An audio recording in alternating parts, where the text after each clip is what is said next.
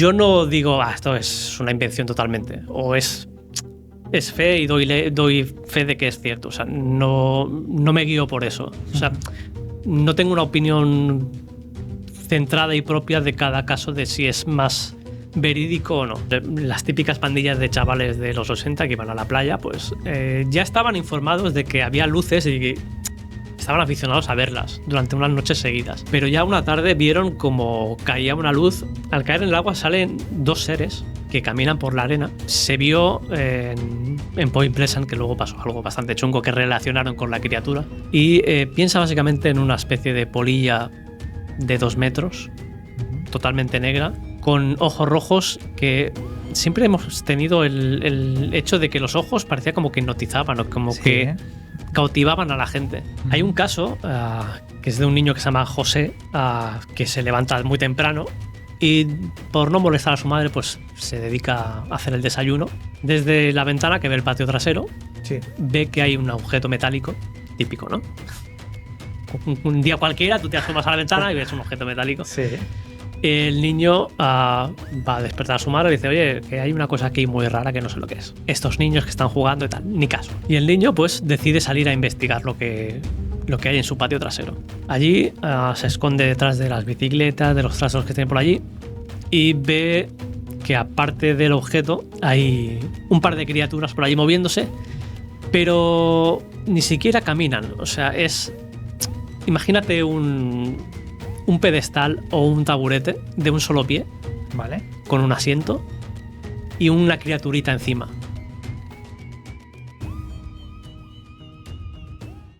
Hola a todos y bienvenidos a Gran Misterio Podcast. Hoy traemos algo diferente, algo muy interesante que alguna vez he anunciado, porque rara vez hay personas en el mundo del misterio que unen el arte y la forma de narrar con las nuevas generaciones. Así que hoy tenemos a Miguel. ¿Qué tal estás, amigo? Buenos días, Iván. Muy contento y orgulloso de que me hayas hecho un huequecito aquí en tu oficina para hablar de bizarradas, que es lo que nos gusta. Muy bien. La primera vez que te conocí, fue gracias a Xavi, que tenía el libro que sacaste hace muy poquito. Y de entre muchos libros que yo he leído a lo largo de mi vida, este me causó mucho la atención, porque había sintetizado casos de encuentros con humanoides reales y les habías dado tu propia forma a la hora de dibujarlos, con un aspecto caricaturesco quizás, pero interesante para poder atraer a las nuevas generaciones. Y esa es la primera vez que yo conocí tu trabajo y me quedé pues maravillado por la casuística que has podido recoger. Sí, recopilar 100 casos no ha sido nada fácil. También decirte que se ha quedado alguno fuera. Uh-huh. Pero he tirado por recopilar estos 100 casos intentando que no fueran los más típicos. Están los clásicos que muchos conocemos. Mucha gente que conoce tu canal y que es aficionada al misterio conocerá. Pero hay casos que yo ni siquiera sabía que existían y he tenido que escarbar un poquito para encontrarlos. ¿Cuánto tiempo te llevó investigar para hacer 100 casos registrados en el libro? Yo ya tenía hecho un protoproyecto que eran 55 casos y esos ya los tenía ganados y tuve que rascar los otros restantes 45. Uh-huh. Y creo que tardé medio año en recopilarlos todos y luego otro medio año en dibujarlos todos, porque también tienen su tarea. Claro. ¿Qué te parece si hacemos un recorrido por los casos más extraños, más bizarros, e intentamos, pues, entre los dos, ponerlos sobre la mesa y debatir al respecto? ¿Qué te parece? Adelante, Iván. Pues antes de ello, me gustaría que nos dijeras los métodos de contacto para que la gente pueda descubrir tu trabajo y, también dónde pueden adquirir el libro. Pues mira, pueden encontrarme principalmente en mi cuenta de Instagram, que es Art of Miguelan. Y ahí ya tienen enlaces a diferentes sitios donde pueden comprar el libro, que es tanto en mi tienda Etsy como en Amazon recientemente. Y hasta en Wallapop. Si te manejas bien con Wallapop, también lo puedes conseguir por ahí. O sea que entren en mi Instagram y ahí está toda la info. Muy bien. Antes de empezar, le doy un mensaje a la audiencia, ya que este programa no se ha hecho con motivos de hacer una promoción ni nada de eso. Simplemente es algo genuino que me causó mucho la atención y porque considero de verdad que aporta mucho valor el trabajo que ha hecho Miguel. Sí que, porque la gente muchas veces dice, bueno, esto estáis haciendo por una promo. No, esto lo hemos hecho porque realmente es importante y le da mucho valor a las nuevas generaciones y también a las viejas porque es el recopilatorio. Yo cuando empecé en el misterio a mí me obsesiona el recopilar cosas. Por eso Te entiendo. empecé haciendo los vídeos de Gran Misterio porque era para mí mi biblioteca de casos. Y creo que la esencia de Gran Misterio está en ese libro. Por ello, vamos a empezar. De entre todos los casos, ¿cuál es uno que tú consideres este es más raro de todos? Y más raro me refiero a alejándonos del típico Grey Alien, alejándonos del platillo volador. ¿Cuál sería el caso más extraño? Yo para mí, tanto en... Sería más bien en la cuestión de la criatura que se ve al final. Te diría el caso de... Yo lo titulé como Los invasores de Gerson, Vale. que es un hombre que vive en Canadá, creo que es el año 55, creo que es, o 58. Trabaja como minero en Canadá. Minero, pintor, todo lo que se hacía antiguamente, que no había un oficio establecido, se hacía un poco de todo. Es testigo de un avistamiento en su lugar de trabajo y es una nave muy luminosa que desciende y de ella bajan unas criaturas tienen difícil descripción. No son ni siquiera humanoides. Se podrían describir como insectos, crustáceos, Vale. algo sacado de ciencia ficción, pero que por aquella época tampoco estaba tan extendida. Tenían, creo que, 12 patas, un único ojo. Era algo muy extraño. Una vez se bajan estas criaturas, la que parece ser el líder corre hacia el testigo y el testigo... ¿Tú cómo te quedarías, Iván? Pues no sabría cómo reaccionar. Estoy viendo como cangrejos de 12 patas que vienen hacia mí. Se le acerca a esta criatura que creo que, si no me equivoco, medían casi 4 metros. O sea, no era... Grandes. Sí, sí. De color azul, con lo que parecía ser zonas bioluminescentes. Tenían como luces propias en su propio cuerpo. Se acercan hacia este hombre y parece que le impulsan con una onda, no sabemos si sónica o energética, y por lo poco que dijo el testigo, le obligaron, o sea, le dieron una orden de obligarle a hacer algo que él se negó. Nunca dijo lo que fue, pero él se negó y la cosa quedó ahí, los bichos estos se fueron pero él nunca dijo lo que le obligaban a hacer. El mensaje, imagino que sería sin voz, ¿no? Telepático. Sí, era telepático. Veo muchos patrones con miles de casos. Me viene a la mente el caso de Pascagoula, ya que esos seres también tienen pinzas. Sí. Unos pescadores que ven flotar una cosa muy extraña que parecían estos seres, pero sin cuello, un poco más achatados, también de enormes dimensiones. Claro, el rayo lo que también impulsa es otro de los patrones. Muchos casos acaban con la parálisis por parte de estos rayos. Recuerdo el caso de Petare, Venezuela, cuando unos seres peludos están cogiendo tierra del suelo y de repente se quedan paralizados 2 personas que intentaban abducirlos a la inversa, llevárselos a la camioneta. Con machetes y con... Sí. Eso es. Pero vamos a ir viendo esos patrones. También te iba a decir, otro caso, pero de lo absurdo, donde el comportamiento no tenga ningún tipo de sentido. ¿Qué nos podrías decir? Hay muchos, sobre todo vistos por niños, que no sabemos si es por la teoría de la distorsión que hemos dicho muchas veces, pero tiene un componente absurdo bastante amplio. Hay uno que era un caso de un niño que ya estaba de vacaciones, tenía 8 años, en los años 70 creo que era. Los niños antes pues corrían libres por el monte y fue a un descampado cerca de su casa, eso creo que fue en Inglaterra, y vio algo que brillaba, algo que él no había visto nunca. Se acercó y vio pues un platillo volante anclado al suelo con sus 3 patitas y del platillo volante salían como una especie de cuerdas que se anclaban al suelo con unas estacas. Uy, qué extraño. Y sobre las estacas había unas bombillas azules. Vale. O sea, es todo como muy absurdo. Y aquí es donde viene la aparición de extraños personajes de poco más de 1 metro que son descritos básicamente como señores, porque el niño no sabe cómo, no tiene ninguna aparición muy extraña. Sí que son prácticamente calvos, tienen mechones en la cabeza y poco más. Y yo los veo como un palumpa de... sería algo así. Y lo más raro es que van armados, llevan como una pistola y disparan a las bombillas azules con un láser rojo como para apagarlas. Pero no consiguen apagarlas. Entonces, cuando disparan y no se apagan, se enfadan. Se enfadan y dan saltitos como muy de TVO de los años 70. Como de chiste. Sí, sí. Y uno con la culata le da la bombilla, la rompe y se apaga. Y es como, eureka, hagamos todos lo mismo, apagan las bombillas y es como... Tienes una nave espacial, pero no sabes apagar una bombilla. Es como ese componente absurdo, anacrónico, que no sabes realmente lo que está pasando, ni concuerda realmente lo que estás viendo con la realidad.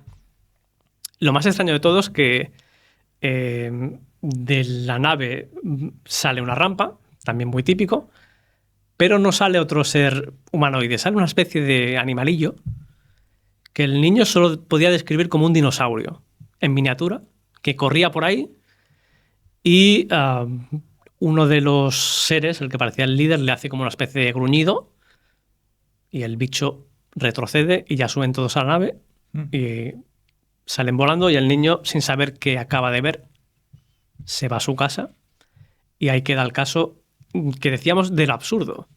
Tienes una nave espacial, puedes viajar por donde sea, pero no sabes apagar una bombilla. Claro.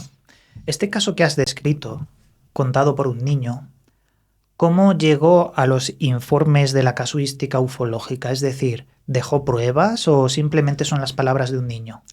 Creo que solo no se investigó posteriormente, no hubo identificación de huellas ni nada por el estilo. Por eso te iba a preguntar, en los cientos de casos que has registrado, ¿cómo puedes distinguir los que son reales o no? Claro, es que ¿qué es ser real en la ufología? Porque es un fenómeno misterioso del cual no hemos podido encontrar, pero me refiero, ¿tú tienes un criterio personal a la hora de decir, mira, estos casos son más impactantes porque hay pruebas de ello y estos son simplemente una incógnita? ¿Cómo lo haces? Yo intento no juzgar, simplemente leo un caso y lo analizo y pienso... puede ser muy absurdo, menos absurdo, con más pruebas, presuntas pruebas, porque luego tampoco se han visto. Y yo no digo, esto es una invención totalmente, o es fe y doy fe de que es cierto. O sea, no me guío por eso. O sea, no tengo una opinión centrada y propia de cada caso de si es más verídico o no. No puedo llegar a asegurarlo, pero... Yo lo que sí que he visto es que la mayoría de los casos que tratas en el libro están recogidos por prensa y tienen un bagaje detrás de que pasó algo de verdad anómalo. Sí. Y claro, esto me hace pensar, cuando hablamos de casos que ocurren cosas absurdas, tú lo has dicho antes, la teoría de la distorsión. Esa teoría la comparto, me parece muy acertada, pero yo tengo la teoría de lo ultraterreno. Es decir, yo pienso que hay algo en otras dimensiones que juega con la mente humana, que coge fragmentos de nuestra mente y nos hace ver cosas donde no las hay. Pero esas cosas, que pueden ser toda la fenomenología amplia de la ufología o incluso también de lo fantástico, gnomos, duendes y demás, es como que coge una parte de nuestra mente para materializar cosas. Y en esa teoría creo que lo que está haciendo esto es algo invisible, algo que también toma y bebe de las creencias religiosas, como por ejemplo las apariciones de Fátima, que se asemeja mucho a la ufología si le quitas la connotación religiosa. Creo que por ahí van los tiros, como que hay una realidad daemónica, como también se ha planteado, superpuesta en nuestra realidad, y a veces lo absurdo tiene un significado que no comprendemos. ¿Qué piensas de esto? ¿Tú tienes alguna teoría forjada respecto sobre lo absurdo y el por qué? Yo creo que lo enfocan, la inteligencia, si se puede llamar inteligencia, porque nosotros lo vemos desde un prisma en el que juzgamos la inteligencia como similar a la nuestra, pero no tiene por qué ser así. Muy buen punto. Y creo que la teoría podría embarcarse en que es como un teatro. O sea, ¿Vale? te lo voy a mostrar como algo en lo que tú te puedas llegar a sentir cómodo. Ujú. Podemos tirar por ahí en ese aspecto de que no sea algo incomprensible para ti, Vale. que sea algo que tú puedas medianamente aceptar. Y entre medias hacen pruebas, porque ¿qué sentido tiene poner ese escenario del absurdo? Recuerdo un caso, no me acuerdo del nombre, pero sí la esencia, que era un diamante de color esmeralda que bajaba y salían pingüinos que Correcto, saltaban. sí. ¿Conoces Sí. este caso? Está aquí, Pues, por favor. es en Tuscumbia. Un granjero, es lo que dices tú, baja un objeto y ve que en su campo hay como unos criaturitas verdes pequeñas que él describe como pingüinos porque son rechonchos pequeñitos y van dando pasitos y tienen como una especie de gafas o protectores y una especie de bozal o una mascarilla en la boca. Ujú. Y simplemente están por allí y en un momento se suben y se van. O sea, el motivo de todo esto, ¿a qué vendría? O sea, ¿tú tienes alguna? Te voy a preguntar yo a ti ahora. ¿Tienes Vale. alguna una teoría al respecto de por qué? O sea, tú cuando haces algo, hay un motivo para hacerlo. Ujú. ¿Cuál crees que es el motivo de todo esto? Bueno, si es una realidad ultraterrena, lo que vemos realmente sí que existe, pero se desvanece. Porque es el ultraterrestre, el que está en otras dimensiones, el ser invisible, el que juega con nuestra mente para obtener algo. Quizás no es el por qué, sino el cómo lo hace. ¿Qué canal hay para que eso se produzca? Pero si dejamos de lado la teoría ultraterrestre y pensamos que son seres físicos que hacen cosas absurdas, claro, no podríamos adivinar nunca el sentido de el por qué hacen eso.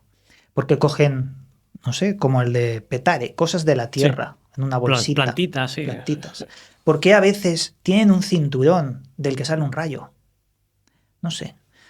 Coméntanos otro caso, porque hay muchos célebres. No sé si sabes, no sé si está, el ser de Injarvi. Sí, y da mucho miedo. Da mucho miedo. Pues adelante. El Sheridan Jarvis, yo recuerdo la primera vez que lo conocí fue a raíz de una recreación en Milenio 3 que daba mucho miedo. y a partir de ahí investigué y no sé si da más miedo las consecuencias físicas que tuvieron aquellos hombres que el encuentro en sí. Que el encuentro consistió en estos dos hombres, que eran esquiadores, si no me equivoco, que se encontraron con una nave toda repleta de niebla, si no me equivoco, y de ella salió un haz de luz y justo en medio había una figurita pequeña, delgadita, Ostras. que daba mucho miedo porque tenía garras en lugar de manos y aguantaba una caja en su pecho, con la cual enfocó a estos hombres que tú bien sabes que luego tuvieron nefastas consecuencias para su salud, que hubo orina negra de por medio, hubo enfermedades muy chungas. Y eso es lo que te he escuchado decir alguna vez, que tú si fueras protagonista del encuentro no tocarías nada ni intentarías no interactuar. A ver, yo intentaría no interactuar, pero depende también el día, porque a lo mejor hay un día que digo, voy a acercarme un poco más. Pero sí que es verdad que hay efectos de radioactividad y enfermedades mortales en las personas. Recuerdo el caso de Talavera la Real, una base militar en el que, resumiendo mucho, hay una alarma por la noche, salen los militares, en medio de la propia base ven una figura luminosa de un ser humanoide. El perro, uno de los perros que tenían, sale hacia la figura. El perro No al ataca. final muere. Sí. Y una de las personas se desmaya y aparece, se despierta unos meses después en el hospital con personas con grabadoras que estaban grabando lo que él decía en estado de coma. Es muy, muy, muy resumen, ¿eh? Pero esto es lo importante de esto es que se documentó y existen unos informes y unas entrevistas que se le hizo a la persona. Claro, la caja me ha recordado a un caso de Japón no recuerdo el nombre, pero era en el agua, había un objeto en forma de avellana, se abría una compuerta y salía una especie de ser con una caja. ¿Te suena este caso? ¿Puede ser que fuera un ser femenino? Sí, ¿O sí, de sí, apariencia sí. femenina? Sí, Exacto, exacto. me suena haberte visto algún vídeo hablando de ello, pero no tengo mucho más detalle. Creo que Utsuro Ibune se llama. le entregaba una caja, ¿puede ser? Sí, el caso de Utsuro Ibune, sí, sí, sí. Es que Japón da para bizarradas Sí, extremas. ya lo creo. Pero ¿por qué una caja? ¿Qué hay en las cajas? Porque no son solo dos casos, hay más casos. Cajas y también cinturones que expelen algo. Pero en el caso de Injarvi, yo creo que la consecuencia fatal es la que nos llama la atención más que en otros casos. Recuerdo cómo Pablo Villarrubia, un amigo, hizo muchos casos de reportajes periodísticos en el Brasil. Sí. Luces que matan. Sacó un libro, Luces de la Muerte, luces que acaban con la vida de personas. ¿Conoces algún caso donde también haya acabado en la fatalidad? En este caso no tengo, aparte del de Jarvis, que acabaron bastante fastidiados estos pobres hombres, sé el caso al contrario, en el que la criatura acabó falleciendo, pero como si hubiera habido un accidente, que creo, si no me estoy equivocado, creo que fue en el 1955 en Suecia. Había un par de leñadores que eran hermanos con un tercero y escucharon un ruido de una nave que ellos creían que era un avión con forma de cigarro y vieron cómo bajaba por encima de los árboles y estaban seguros de que se iba a estrellar porque iba demasiado bajo, demasiado rápido. Se dirigieron hacia la zona donde parecía que iba a caer, pero en lugar de haber una explosión, hubo una implosión. O sea, todo fue como absorbido hacia adentro. Y llegaron al claro donde ellos creían que había habido el accidente, pero no había ni trozos metálicos, no había nada. Había solo madera, ramas rotas y una criaturita ahí tumbada. Ostras. De 1,50 m. Piel así amarillenta, el pelo prácticamente blanco. Y no sabían qué hacer con él. Uno de ellos lo toca y se lleva un calambrazo. Y la criatura en perfecto sueco le dice: mejor que no me toquéis porque os puede traer problemas. Que eso es otra. ¿Cómo saben el idioma de...? Pero bueno. Claro, en todos los registros que has hecho, ¿has encontrado un patrón de forma física? ¿Hay muchos que se parecen o es una locura la diversidad? Yo he encontrado diversidad a raudales. Sí que he intentado evitar los típicos Grey Alien. Algún reptiliano hay, pero sí que hay formas diversas. Hay desde simplemente formas geométricas, que es un cubo, a los bichos crustáceos insectoides que hemos dicho antes. Hay también un patrón sobre seres más parecidos al ser humano, como aquellos nórdicos de hace, no sé, de los 50, por ejemplo. Aquellos rubios tan atractivos que... No, de estos no he recopilado ninguno, pero sí que ha habido como variantes de, por ejemplo, del Alien Gris. Sí que recuerdo al caso de Zimbabue de la escuela. De ahí en ese estaba pensando, sí, que tiene como unos pelillos, sí, el extraterrestre. Sí, tiene como, y tiene como pupilas, pero blancas. Es como... sí que hay variantes, pero no he tirado por lo más... la imagen más icónica que tenemos de las diversas razas. Eso me gusta, porque yo creo que detrás del ser nórdico hay un engaño. ¿Tú crees que es una mascarada? Yo creo que incluso la propia ufología ha alimentado ese fuego. Aquellos nórdicos, ¿no? Esos pleiadianos. Creo que hay una gran parte de negocio para mantener esa idea idílica. Y si no, beben de casos como la isla Friendship, donde esos nórdicos que tienen acento alemán, casualmente, creo que hay no un engaño, pero sí una distorsión a propósito de la figura real de esos seres. No creo que sean tan idílicos, creo que los hemos idealizado en la parte de la ufología más sectaria, digamos, porque la casuística es la que es y la diversidad es tan extravagante que no tiene sentido. Si quieres podemos hacer un ejercicio, se me acaba de ocurrir. Dispara. Pásame tu libro y voy a abrirlo al azar ante Sorpréndeme. cámara a ver qué caso sale y a ver qué nos puedes contar. Vale. Vamos a abrirlo aleatoriamente y ha salido este caso. Uy, las hadas. Ahora lo veo yo, que no lo veo. Hadas alienígenas. Hadas alienígenas, 1979. Birmingham, Reino Unido. ¿Qué nos puedes contar de este caso? De este caso es uno de los casos más raros en cuanto a las criaturitas que se vieron en sí. Esto creo que era poco antes de Navidad y una ama de casa en Birmingham vio lo que estamos viendo, el patrón lógico de bajar una nave y tal. Y ve que por la puerta se cuelan como lo que ella describe como hadas, porque van volando, o sea, no caminan, van volando y se comportan también un poco como duendecillos. Saltan por el sofá, le mueven los cuadros. Qué cosas. Le preguntan por una foto de Jesús que tiene allí puesta. Le preguntan los pequeños Sí, seres. sí, le señalan y le tocan las fotografías, le revuelven un poco la casa. La mujer no sabe qué hacer con ellos, simplemente está allí y una vez se cansan o ya han investigado lo que tienen que investigar, vuelven a salir por la puerta, se meten en la luz y desaparecen.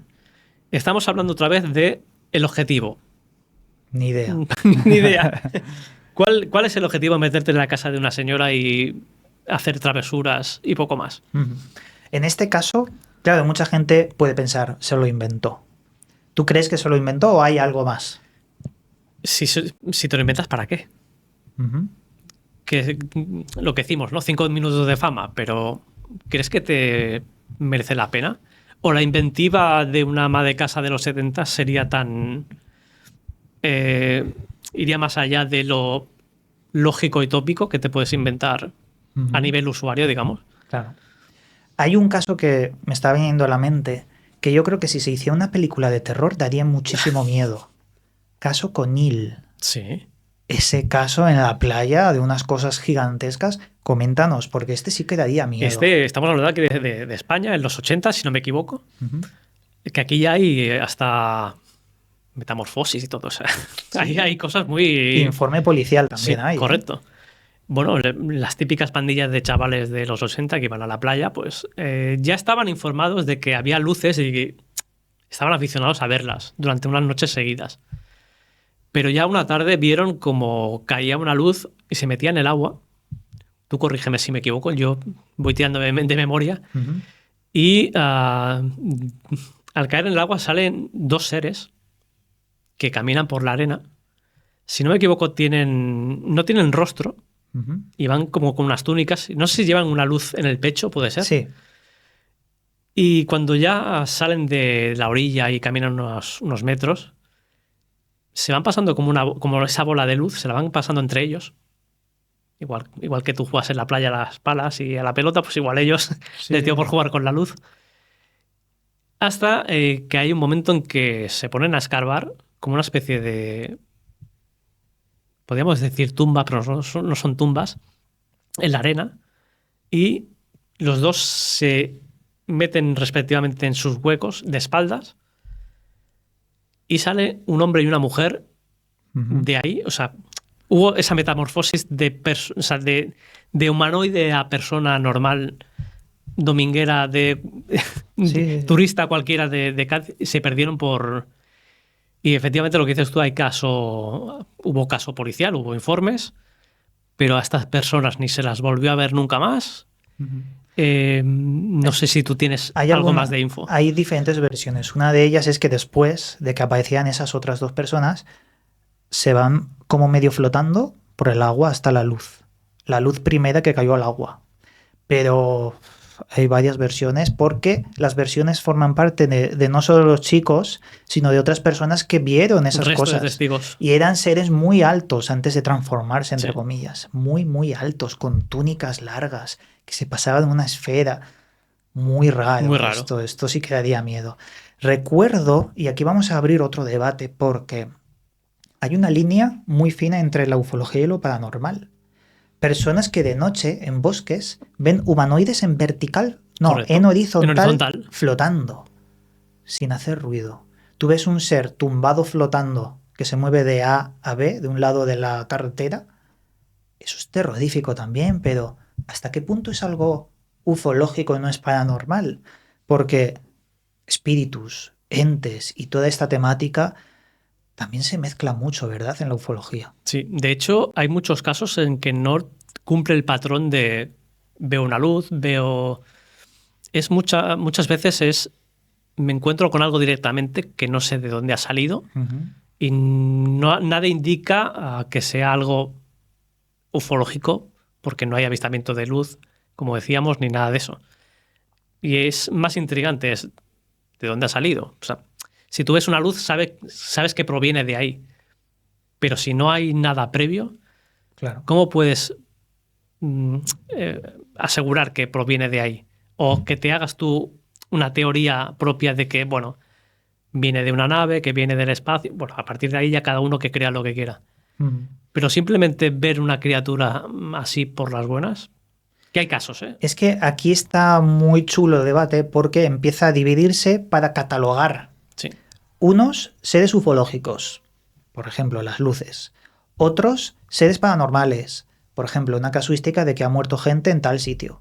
Y otros, criptozoología, porque también hay seres extraños que podrían haber existido antes que el hombre, que se han ido extinguiendo y hay pocos ejemplares que a veces aparecen. De criptozoología también tienes algo porque también se mezcla a veces con la ufología, claro. Te voy a hacer una confesión, Iván. Vale. Yo estaba debatiéndome entre hacer este libro o uno de criptozoología, pero muy bien. En cuanto a imaginar seres, estaba como más abierto. Criptozoología al final es, bueno, el lago Ness, ya sabes más o menos cómo es la criatura, o sea, no, deja menos espacio a la creación.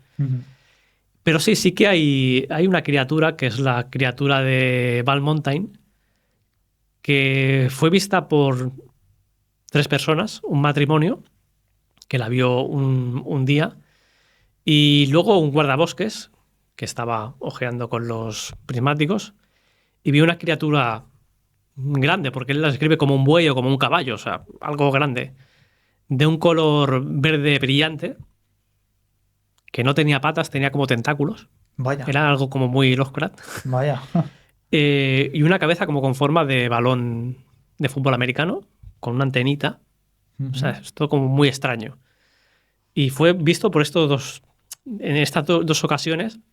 Y sí que se cumple un poco el tópico de que después de este avistamiento, ya vino el ejército como a encargarse del tema. Entonces, por ahí no sé si también podemos hablar de experimentos o de... ¿Pero esto dónde ocurrió? Esto en Estados Unidos. ¿Y hace cuánto? Eso no sé si es de los 70. No conozco este caso. O sea, vieron una especie de buey con tentáculos. Sí, estaba en mitad del camino. Ostras, es que si luego se mete el ejército, esos son los casos que a mí me interesa, porque cuando hay un informe oficial la cosa cambia. Porque dices, mira, aquí se han tomado la molestia de meter efectivos porque algo raro había. Sí, ya te digo, la descripción es de lo más extraña. Y se ha visto esas 2 únicas veces y ya está. Y claro, no saben si es que no se ha visto más veces porque ya el ejército se metió y o recuperó la criatura o se encargó de ella de alguna manera, o simplemente es que casualidad que no se volvió a ver nunca más. Claro, es que esto al final nos dibuja un panorama muy diferente a lo que comprendemos como realidad. Porque tú vas caminando por la noche en un bosque y a veces lo imposible ocurre. Quiero decir con esto, la noche tiene horrores y basta ver la casuística porque, vale, imagínate que el 90% tiene explicación o no son así lo que vieron.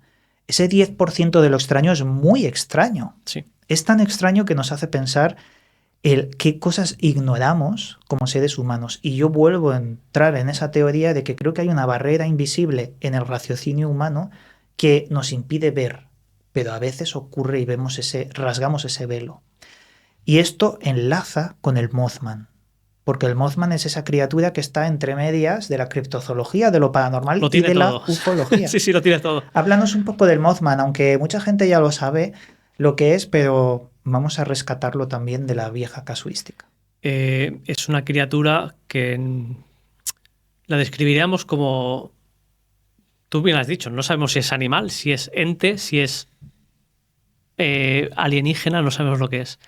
Pero se vio en Point Pleasant que luego pasó algo bastante chungo que relacionaron con la criatura. Ujú. Y piensa básicamente en una especie de polilla de 2 metros, Ujú. totalmente negra, con ojos rojos que siempre hemos tenido el hecho de que los ojos parecía como que hipnotizaban o como Sí. que cautivaban a la gente. Para mal, porque se quedaban bastante afectados. Y hubo bastantes avistamientos hasta que finalmente ocurrió una desgracia, que es la caída del puente Point Pleasant, que los habitantes del pueblo atribuían a esta criatura. Ujú. No sé si la atribuían como causante o como más bien como que venía a advertir. Sí. También se vio en el accidente de Chernóbil, Sí. también se vio en Fukushima y se sigue viendo a día de hoy en localidades como Nueva York y en otros lugares también. Pero claro, ¿hasta qué punto es el inconsciente colectivo que está generando esa cosa y hasta qué punto es algo real? Porque en la parte de el Mothman hay otro ser, Ingrid Cole, Sí. Inquietante. que está muy relacionado con el Mothman. El Ingrid Cole era, según John Keel, que fue el investigador oficial del Mothman, era como la figura intermediaria que avisaba. Incluso al propio John Keel llegó a encontrarse con el Ingrid Cole. ¿Qué es esto del Ingrid Cole? A mí es una criatura, bueno, no sé si llamarlo criatura, Es que es personaje más o... parecido a un ser humano. Sí, es como una, no sabría si decirle interfaz entre lo que puede haber detrás a lo que, la manera de manifestarse más parecida a un humano. Ujú. Y es como, sí, tengo algo raro físicamente, porque tenía una sonrisa bastante inquietante y una forma de ser, una piel bastante pálida. Y era algo que es lo que tú dices. Estaba como entre medio de este caso del Mothman y es como, lo diríamos como un representante. Yo lo veo un poco así. Es como, si queréis saber algo más, yo soy como más humano y os puedo eh, guiar Como en sí. guía. Claro, pero eso implica que hay una inteligencia detrás del avistamiento. Es como si fuese una prueba militar, extraterrestre, una simulación que están poniendo parámetros para que aparezcan estas cosas. No lo sé, son muchas teorías. Pero creo que también aparece este ser, Ingrid Cole, en la película que se hizo de Point Pleasant y el Sí. Mothman. Creo que hay una escena donde se refleja esto. Pero no deja de ser interesante. Y también con llamadas telefónicas, Eso con es. chirridos, ¿no? Que Es, era con... es como que la inteligencia intentaba, no sé, llamar la atención o avisar. Mm, es interesante. Pero volvemos a lo de siempre. ¿Viene aquí, esa inteligencia viene aquí intencionadamente o, como hemos dicho, que se rasga y a veces vemos algo que no vemos habitualmente, pasa en el otro lado? Mm. O sea, ¿se rasga en el otro lado y ven algo desde de, ahí, de esta parte? Podemos investigar eso con la cuestión siguiente. ¿Por qué algunas personas ven y otras no? Te voy a poner un ejemplo real. Cuando yo era pequeño, mi hermana, mi primo y yo estábamos en un bosque jugando al pilla-pilla. A mí me tocaba hacer la cuenta para pillarlos. Y cuando estoy buscándolos en el bosque, gritan muy fuerte. Y cuando voy hacia ellos, los dos describen haber visto un ser muy alto, de color oscuro, con ojos rojos, con un sombrero de copa y una garra que intentaba agarrarlos. Pasan los años, pasan pues más de 15 años y siguen relatando lo mismo, cada uno con la misma versión, pero ellos, claro, estaban separados, Sí. separados en el lugar. Claro, yo descubro, después de saber que mi hermana y mi primo tienen epilepsia y mi hermana un tumor en el hipotálamo, que hay una casuística de personas con epilepsia que ven la misma cosa, el hombre del sombrero, el Hatman, que tirando de casuística descubro que era un fenómeno muy antiguo llamado The Old Hat, el abrazo antiguo, por su traducción. ¿Sabes algo de esto, del hombre del sombrero? porque hay mucha casuística, hay muchos relatos. Sé que es muy, como muy arquetípico. Eso se ve mucho en las parálisis del sueño, que se ven sombras y muchos llevan sombrero, pero no sabría dónde encajarlo. Sí que hemos hablado de clasificar cosas. Sí. No sabría dónde meterlo. Si una ensoñación, si un... Es que, claro, como lo han visto dos personas a la vez, ya no es una alucinación. Sí. Pero donde yo quería llegar es, tienen epilepsia, tienen algo extraño en el cerebro, tienen como una facultad que nosotros no tenemos para ver, como si en el hipotálamo, la hipófisis, o incluso la glándula pineal, que está todo ahí, como decía Descartes, es la puerta hacia ese otro lado, la glándula pineal. Como si hubiera un canal más abierto que nosotros no podemos ver. O como si tuviesen una herramienta para poder ver y nosotros no la tenemos. ¿Crees que esto podría ser así? ¿Crees que podría ser la parte que permite ver a algunas personas? Yo siempre he tenido la teoría, que no sé si tú la compartirás conmigo, que el cerebro es una especie de traductor de la realidad. Porque ¿quién nos dice que esto es negro? Nosotros lo traducimos como que es un color negro, pero sí, claro. En la realidad más pura y real no sabemos de qué color es. Por eso cuando dicen la visión de los animales es diferente. No, simplemente lo traducen como su cerebro puede. Por eso es algo que a mí me inquieta, porque no sabemos qué podemos llegar a traducir y qué no. ¿Cuál es el límite del cerebro a la hora de traducir la realidad? ¿Eso está ahí siempre o simplemente está apartado y dividido en otro mundo? Bueno, imagínate que tuviéramos 10 sentidos más. O sea, la realidad que percibimos ahora sin esos 10 sentidos es totalmente diferente. Yo creo que en la vida muy diversa extraterrestre habrán seres cuyos sentidos no tengan explicación y sean súper extraños para nosotros, pero esos seres verán una realidad y la percibirán de formas muy complejas. Sí. Imagínate que son seres que tienen una dimensión extra. No podríamos comprender el mundo tetradimensional que sería.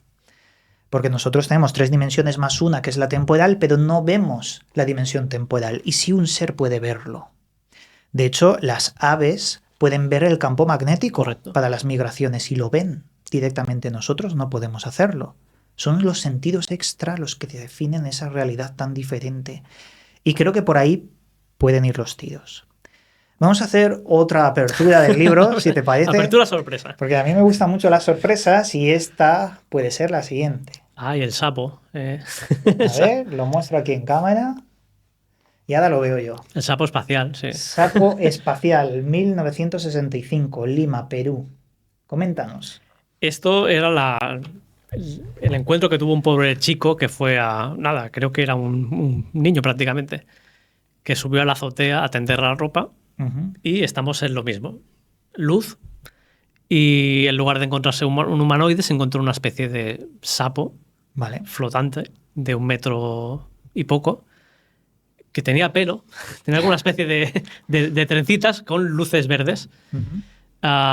El chico se quedó por un momento paralizado, que esto también sale mucho en la casuística que hemos hablado antes, hasta que pudo liberarse, dejó allí la ropa, salió disparado y dejó al sapo allí flotando, que finalmente pues se volvió a su casa, imaginamos. Que aquí sí que el chico sí que llamó a la policía, pero yo no he encontrado el caso policial. Imagino que en los años 60 en Perú pues no he conseguido encontrarlos. Y no saben si quedó como una broma del chico, que también vaya humor que tendría el pobre chico, o un caso real. Pero me llamó la atención que fuera un sapo. Un sapo. Qué cosa más extraña. Te iba a preguntar por otro caso de todos los que hay aquí en el libro, que tú digas, este lo quiero mencionar porque este es muy interesante. Muy interesante. Yo vería el del caso del hombre vegetal, ¿vale? Que tiene visos de que podría ser un hit como el Mothman o Flatwoods, pero no sé por qué mucha gente no lo conoce. Vale, yo no lo conozco. Estamos hablando de un cazador en Virginia. Pasan muchas cosas en Virginia, no sé qué pasa allí en Estados Unidos, que va por el bosque y empieza a escuchar un chirrido. Como hablamos con el Mothman, como una cinta cuando la rebobina se va muy rápido. Vale. El excazador conoce los pájaros, no identifica que sea un búho ni cualquier otro pájaro y va viendo que cada vez ese sonido va más lento y se le va traduciendo en su cabeza. Se le va traduciendo como en palabras que aún no comprende del todo, pero ya no pasa de ser chirrido a palabras. Ya hay un momento en que ya escucha claramente que no tenga miedo, que ha venido en paz y que necesita asistencia médica. Oh. No sabe de qué le están hablando hasta que ve una criatura de 2 metros, muy delgada, pero es una mezcla entre persona y planta. Vaya. Tiene la piel verde, ya te digo, es muy delgado y justamente cuando termina de escuchar que necesita asistencia médica, esta criatura le agarra del brazo y tiene como unas ventosas en los dedos y le salen unas agujas que le hacen sangrar al hombre. Y el hombre no puede reaccionar porque le mira a los ojos a la criatura y le cambian de color de amarillo a rojo. Se queda como hipnotizado totalmente mientras esa criatura le va drenando sangre. Ostras. Por eso que podría ser un hit perfectamente, pero hay poca gente que lo conoce. Y justamente el hombre se queda allí un buen rato hasta que la criatura termina de recuperarse y abandona el lugar dando saltos. El hombre se queda allí alucinando y simplemente escucha un ruido a lo lejos que él ya tenía esa predisposición de que era una nave espacial que había salido volando, pero no vio ni luz ni nada. Por lo tanto, tampoco sé exactamente si estamos hablando de un ser alienígena o una criatura elemental del bosque, porque al ser medio planta, medio humano, no sé realmente lo que puede ser. Es muy inquietante que se recupere sacándole sangre al hombre, que tampoco busqué si había informes médicos o... Porque yo iría al médico por lo menos, no sé tú, Iván, pero... Claro. Pero no conseguí encontrar nada. Por lo tanto, no sé hasta qué punto es verídico este caso o no. ¿Cómo se sabe el caso? ¿Cómo se sabe el caso? Sí, es decir, ¿cómo ha llegado a ti? Lo busqué en bastantes casos antiguos de foros de Estados Unidos y tal de ufología, que incluso hay un dibujo del testigo de cómo era la criatura en sí, que lo dibuja prácticamente como una zanahoria con ojos. Pero en este caso sí que el testigo se prestó a colaborar. En esa parte sí que, bueno, luego piensas el dibujo lo podría haber hecho cualquiera, pero en principio yo creo que ese hombre algo vio. Y si sufrió ese ataque o como quieras llamarlo, sí que, ya te digo, he intentado buscar más documentación del caso en cuestiones médicas, de partes médicos, pero en esa parte no encontré nada. Me encaja con la casuística de mutilación de ganado o chupacabras. Sí. Extracción de sangre y siempre por orificios que parecen cortes quirúrgicos. Me parece extraño, no lo había escuchado nunca este caso. Y también está un poco entre eso, entre la ufología, criptozoología. Y ya sabes, esto que hablábamos antes de esa realidad daemónica. Está muy ahí. Sí. Te iba a preguntar también sobre casos donde haya dejado un objeto físico. ¿Sabes algo? ¿No estamos hablando de huellas o estamos hablando de huellas, artefactos? De lo que sea. O sea, está bien los casos de artefactos, pero también de huellas que son igual de importantes. Sí que no sé si recuerdo que había uno que creo que fue aquí en España, de un niño que se encontró, que bajaba, lo que él describe como una tinaja, porque en aquellos años el niño era pastor, no se le podía, Claro. no se le podía atribuir otra forma que no conociera. Y dice que de esa tinaja sí que salieron como 3 pequeños seres que estuvieron por ahí flotando, que incluso le dieron una palmadita en la cara, que él describe como helada. No sé cómo puedes notar. Bueno, supongo que si estaba muy frío el ser. Y dice que sí, que luego fue con la Guardia Civil y tal, y estaban las marcas de las 3 patitas de la tinaja. Pero más allá de huellas y artefactos y tal, no tengo ningún caso, digamos, top en el que se haya dejado algo. Hay otra casuística que no sé si la conoces. Es una casuística que puso en tela de todos un hombre llamado Fabio Cerpa. Este hombre registró casos de encuentros de hombres de negro. Y la sorpresa fue que no era como en las películas. Eran estas personas que aparecían ante la puerta a la casa de un testigo ovni, personas de tez blanquecina, muchos de ellos que le salían cables por la muñeca, que no hablaban, que parecían no tener sentimientos, que tomaban pastillas constantemente, mientras el otro, que era un poco más humano, hacía las labores de policía, digamos, o de agente. ¿Sabes algo de agentes de hombres de negro extraños?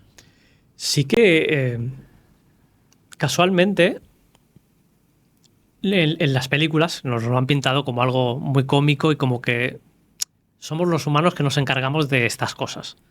Pero no sé hasta qué punto tiene que ver con algún organismo humano, o sea, con alguna organización humana, algún gobierno, compañía ultrasecreta o tal. No sé si están, lo que decíamos antes, de hacer el teatrillo, de que tú te sientas cómodo ante algo así, pero igualmente si un testigo ha visto algo que tú no quieres que se divulgue, ¿vas a seguir mandando cosas raras? Es como que no tiene mucho sentido, ¿no? Es que esto, claro, se hacía hace unos cuantos años. Ahora los reportes de hombres de negro no son tan así porque se exponen a ser grabados, se exponen a Sí. que... Pero claro, si es una agencia gubernamental, esta gente tiene el poder de quitar grabaciones o de ocultarlo y censurarlo todo mediante la burla Sí. y la difamación. También lo pueden hacer. No sé hasta qué punto eso está ocurriendo hoy en día, pero sí que hay una casuística de que estos hombres de negro no son tan humanos, digamos. Hombres y mujeres de Sí. negro. Por eso que me resulta extraño que si tú quieres acallar a una persona que ha visto algo raro, le mandes emisarios también extraños. Más extraños, claro, es verdad. O sea, por eso que no sé si entramos en esa lógica que no podemos comprender y no sabemos si es lo que decías, lo que has dicho tú muchas veces, lo creamos nosotros o es realmente algo instaurado que realmente existe. Coméntanos un último caso del libro y vamos a debatirlo y luego hablamos de otras temáticas. Un caso así al azar. Hay uno, es que los niños no sé si tienen mucha imaginación y hay un caso que es de un niño que se llama José, que se levanta muy temprano y por no molestar a su madre pues se dedica a hacer el desayuno y desde, esto creo que es en Estados Unidos, desde la ventana que ve el patio trasero, Sí. ve que hay un objeto metálico típico, ¿no? Un día cualquiera tú te asomas a la ventana y ves un objeto metálico. Sí. El niño va a despertar a su madre y dice, oye, que hay una cosa aquí muy rara que no sé lo que es. Estos niños que están jugando y tal, ni caso. Y el niño pues decide salir a investigar lo que hay en su patio trasero. Allí se esconde detrás de las bicicletas, de los trastos que tiene por allí y ve que aparte del objeto hay un par de criaturas por allí moviéndose, pero ni siquiera caminan. O sea, imagínate un pedestal o un taburete de un solo pie, ¿Vale? con un asiento y una criaturita encima. Uy, qué raro.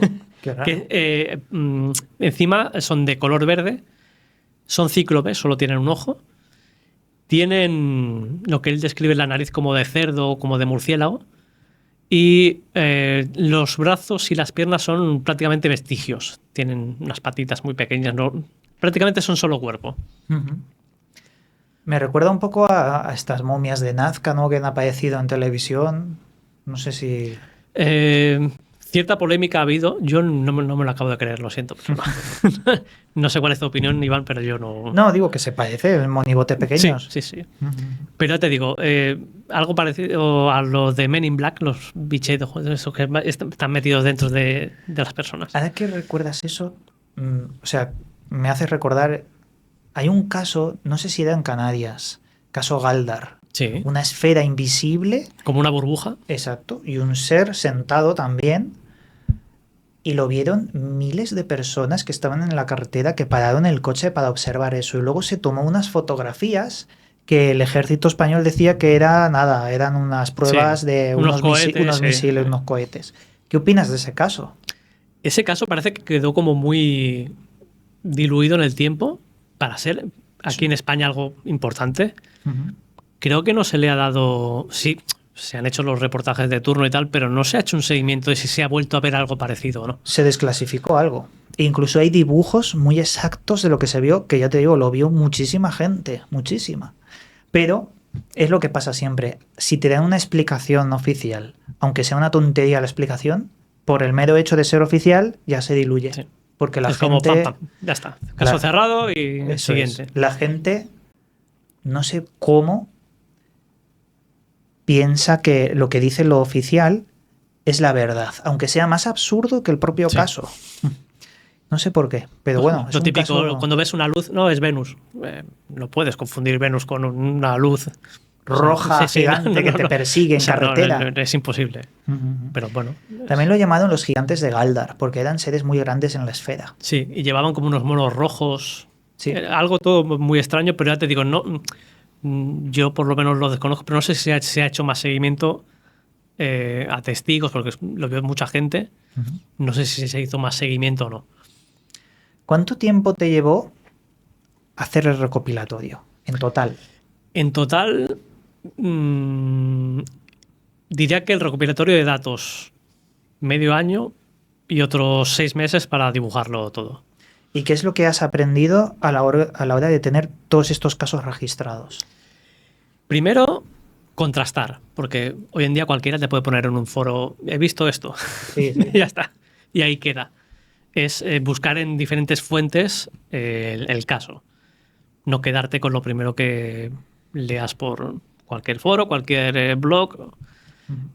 Segundo, que hay muchos patrones, como decíamos, de luz, avistamiento, consecuencias muchas veces, pero en otros casos es lo que decíamos, no hay una casuística que se pueda guiar por luces y tal, que sería más parecido a lo paranormal o una aparición sin más. Ujú. También cómo a lo largo de los años va cambiando el aspecto físico de las criaturas. Aparte de que no he hecho mucho inciso en los grises y tal, que digamos que en los últimos tiempos es lo más icónico, sí que voy viendo, creo que el último caso es de 2014-15. Esos últimos años son como más tirando a reptiliano. No sé si tiene algo que ver el boom que tuvo en internet, David Icke y todo esto. No sé si tiene algo que ver o no. Ujú. Y luego la variedad de formas que cada persona lo ve de una manera. Por eso no sé si esto es físico, es real y es así, o es una interpretación personal de cada individuo que lo ve. Es cierto que el psicoanalista Carl Gustav Jung hizo en sus pacientes que iban a consulta una especie de investigación correspondiendo a los sueños que tenían las personas. Les hacía pintar los sueños y descubrió que había una correlación entre la Segunda Guerra Mundial y el miedo a la explosión nuclear y dibujos de esos sueños donde aparecían esferas luminosas en el cielo como de tinte de salvación, de algo superior que salva a la humanidad ante el desastre. Es verdad que el ritmo de la sociedad puede influir en los relatos, cambian y se adaptan a nosotros, pero también el propio Jung concluyó de que había un porcentaje de los casos que era extraño, que no se podía catalogar como sueños o como anhelos arquetípicos, sino que había algo de verdad que los militares manejaban. Así que yo creo que, ¿por qué no convivir con las dos hipótesis a la vez? Hay algo extraterrestre o ultraterrestre y también los sueños y los arquetipos humanos están modificando todo ese inconsciente colectivo. ¿Qué opinas? Yo opino que, porque muchas veces yo he pensado, no hay una gran teoría que lo explique todo. O sea, yo creo que hay muchos frentes abiertos en todas estas temáticas. O sea, no puedes decir, bueno, son todos extraterrestres. No puede ser. No puede ser. Luego, también en el tema paranormal hemos hablado que muchas veces está asociado ha habido casos de poltergeist con ufología. Ha habido mezclas que tendemos mucho a clasificarlo cuando puede que sea todo una amalgama de diferentes cosas. Yo por eso nunca me cierro a nada. Hemos estado hablando antes de que había que tener mente abierta y yo soy bastante así. O sea, no creo que se explique todo con... si tiramos por aquí es tema alienígena, si tiramos por aquí es tema paranormal, no creo que sea así. ¿Crees que la mente está más abierta a estos temas ahora que hace 50 años cuando ocurrían estos casos? Ahora, como decías tú, la sociedad ha cambiado. No sé si... Que eso también es curioso, porque hoy en día que tenemos tantas cámaras, tanto... Cuesta mucho encontrar algo auténtico. Que te haga dudar de decir, vaya, ¿esto será verdad? ¿O es inteligencia artificial, un montaje o lo que sea? Sí que me resulta eso como que se descarta todo muy rápido. Y ¿será posible que entre todo ese descarte haya algo mínimamente real? Había una teoría que decía que el fenómeno elige al testigo y no el testigo se encuentra por casualidad. Casualmente, sí. Y eso es interesante porque, claro, si el fenómeno elige al testigo, el fenómeno no puede ser grabado, porque el fenómeno elige el momento en el que ciertas circunstancias hacen que no pueda ser grabado. Es más, si la hipótesis es ultraterrestre y es un fragmento de la mente humana, ¿hablamos de que es una ilusión o que se materializa de verdad? Y si es así, ¿en qué momento? ¿La mente humana tiene que estar en un bajo nivel? ¿En momentos específicos donde no hay cámaras, donde no puedes grabar? Es muy raro, es una temática muy rara, pero Bueno, creo que va por ahí. Hay casos de gente que se reúne y dicen, vamos a invocar ovnis. Sí. Yo he visto y he estado en algunos de estos lugares y nunca ha aparecido nada.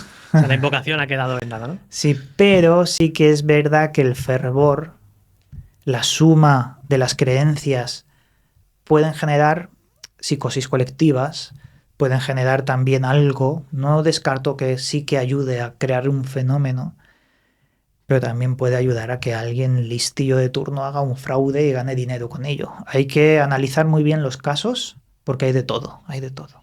Claro, yo cuando he leído, o sea, cuando he recopilado muchos casos, piensas, si yo estuviera en esa situación de encontrarme con algo, yo lo diría. ¿Qué tengo que ganar? ¿Qué tengo que perder? Había una balanza ahí de duda de si debería decirlo o no. Porque, ¿qué ganas?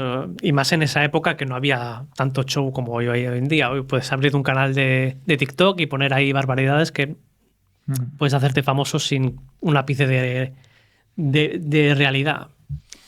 Ahí estaría lo que yo considero cómo catalogamos también el relato. Porque está muy bien los relatos de personas sencillas que ven algo extraño y no hay pruebas. Si lo pones y subes de nivel, le pones un número, por ejemplo, el nivel 0, el que acabo de describir, el nivel 1, donde hay huellas físicas en el terreno, el nivel 2, donde hay informes policiales, y dices, uy, estos me causan más la atención, sin desprestigiar los anteriores, sino porque hay algo más sólido. Y luego el nivel 3 es cuando la persona que está diciendo eso tiene un cargo político, tiene un cargo importante, y por el mero hecho de decirlo puede perder el trabajo. Esos son los casos realmente interesantes, que luego muchos son clasificados y te enteras con el tiempo ese con el paso de los años. Margen de seguridad donde ya no puede ser despedida de su trabajo la persona. Esos son los que yo creo que hay que catalogar con esos niveles para la persona que quiere estudiar ufología. Y de hecho me consta que hay una universidad que imparte historia de la ufología, pero no sé si era aquí en España o en otro lugar. Esto lo he leído de pasada. En España, no sé. No sé. Pues hay los casos más importantes son españoles, Sí. yo digo, de Barcelona sobre todo. Bueno, Miguel, llevamos una hora de hablar de estos casos fascinantes. Han sido un montón los que hemos puesto sobre la mesa. Y bueno, te doy las gracias por haber hecho este fantástico trabajo de recopilación y también de dibujado, ya que, como he dicho al principio, puedes hacer que llegues a muchas personas que se adentran por primera vez en esta temática. Así que te doy las gracias, Miguel. Gracias a ti, Iván. Antes... Esperemos que inspire a alguien y que en estos días de como decíamos, de inteligencia artificial y de que todo es pasajero, tengan ahí una ventanita donde inspirarse y que no sea todo darle un botón y crear arte. Eso es. Y antes de acabar, ¿tienes algún proyecto entre manos o te gustaría hacer un segundo libro? Si recopilo otros 100 casos, pues sería 100 casos más bizarros aún. O te digo, el de criptozoología estaba ahí en duda en hacerlo. Si recopilo también casos. Muy bien. Y son bastante... El misterio inspira bastante. Claro. ¿Dónde pueden adquirir el libro? Y sobre todo, personas de Latinoamérica, que también nos ven mucho, ¿dónde lo pueden adquirir? Pues mira, está en mi tienda de Etsy, está en Amazon recientemente y, como te decía, en Wallapop, si os manejáis en España con Wallapop, pues también. O si no, me escribís por redes sociales y la opción más cómoda, pues os la puedo comentar. Muy bien. ¿Y tus redes sociales nos las puedes recordar? Es en Instagram, Art of Miguelan, y ahí podrán encontrar lo que voy haciendo y información sobre el libro. Muy bien, pues con esto dicho, amigos, aquí acabamos hoy. Espero que hayáis disfrutado de todos estos casos y como siempre desde aquí os mandamos un cálido abrazo y nos veremos próximamente.